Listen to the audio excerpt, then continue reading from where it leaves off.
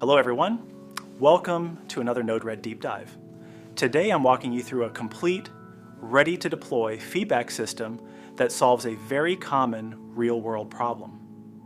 How do you quickly collect structured customer or employee feedback, validate it properly, store it safely, and give the user an instant polished response, all without writing a full website or backend server from scratch? This flow gives you a beautiful modern web form, client-side validation, automatic Excel storage, and a smooth success experience, which is exactly what small teams, support departments, and startups need when they want professional feedback collection in minutes instead of weeks. Let's follow the entire journey exactly as the flow runs. When someone visits the URL/feedback with a GET request, the first node, the HTTP node named Feedback Form Endpoint, catches that incoming web request. This node is the front door of the whole system. Without it, no one could ever reach the form. It simply passes the empty message forward to the next node. That next node is the function node called setFormAction. Its only job is to set msg.url to the string submit-feedback. This tiny step is essential because the HTML form we're about to build needs to know exactly where to send the data when the user clicks Submit. By putting the URL into the message now, the later template can pick it up automatically. The message then flows into the template node JavaScript validation. Here we inject a complete block of client-side JavaScript into msg.payload.script.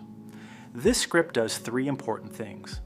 It validates the email with a regex, checks the phone number format, makes sure the rating is between 1 and 5, and then overrides the form's submit behavior with an AJAX call so the page never reloads. This node is required because we want the form to feel modern and responsive. Without the JavaScript, users would see ugly browser validation messages, and the whole page would refresh on every submit.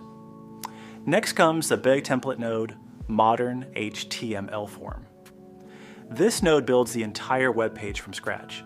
It creates a clean, responsive layout with Tailwind-style CSS, a 2-column form grid, stylish rating buttons, all the input fields, and the success message area.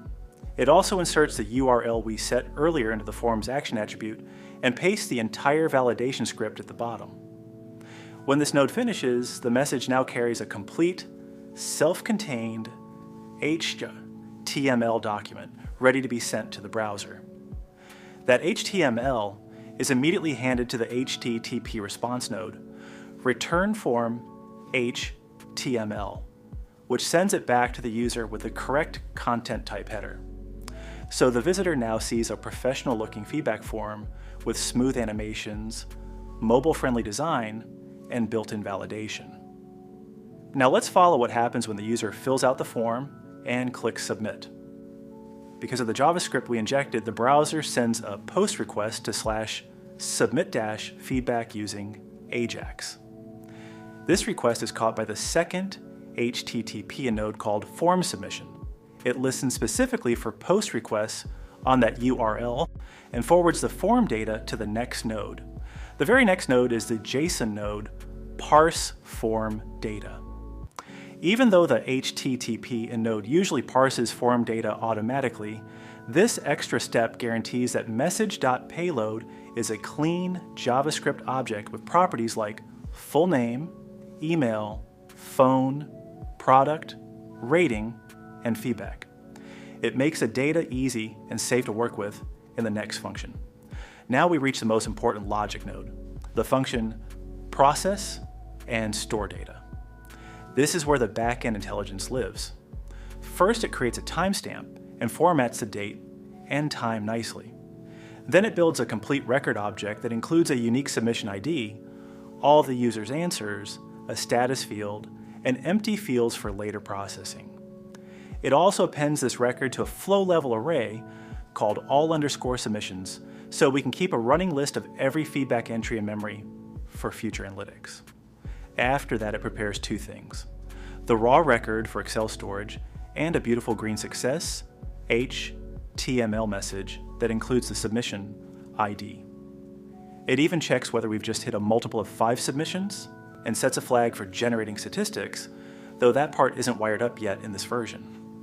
This single function turns raw form data into structured, useful business information and decides what to send back to the user. From this function, the message splits into 2 parallel paths.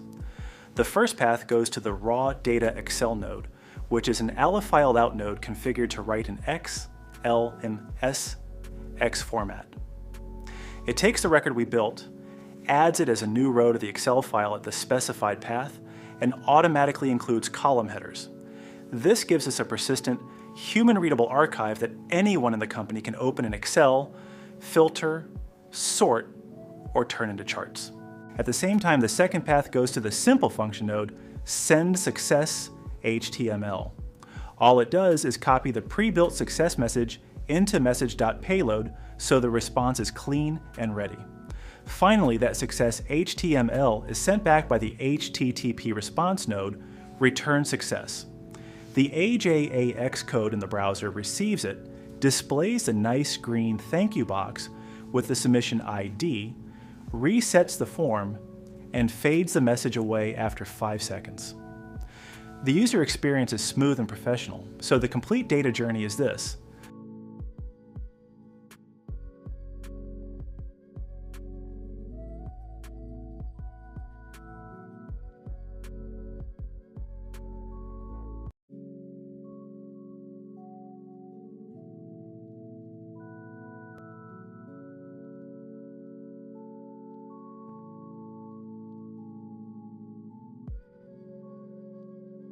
A GET request serves the full interactive form.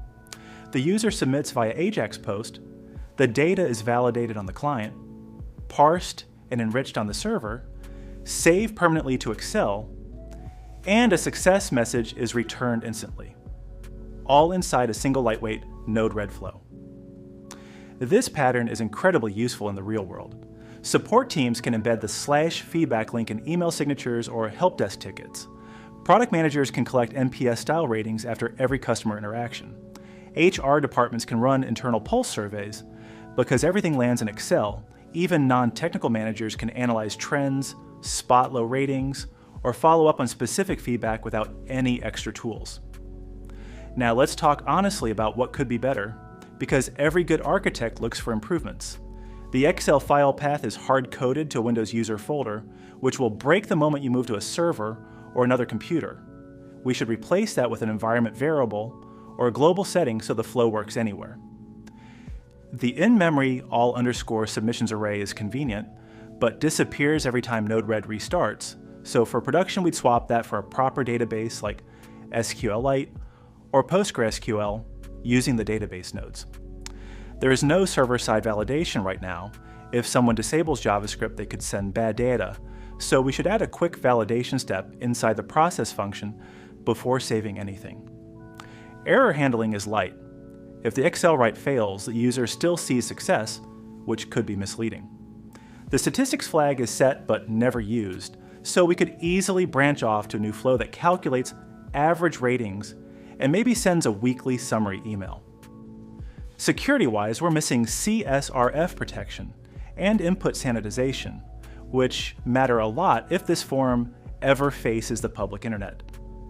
And finally, adding file upload support for screenshots or attaching the whole flow to a dashboard that shows live charts would turn this from a simple form into a complete feedback platform. All of these enhancements matter because they move the system from works great on my laptop to reliable, secure, and scalable in any company environment.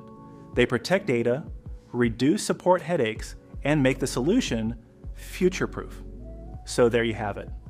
A clean, elegant Node-RED flow that delivers a professional customer feedback system from start to finish. You get a beautiful front end, solid validation, automatic Excel storage, instant user feedback, and a foundation that's easy to grow into something even bigger. This is exactly why so many people love Node-RED. You can build real business tools in a fraction of the time it would take with traditional coding. If you build this flow, as tweak it, and put it into production, you'll immediately see how powerful low-code can be. Thanks for watching. Drop a comment if you want the improved version with a database and dashboard, and I'll see you in the next tutorial. Keep building.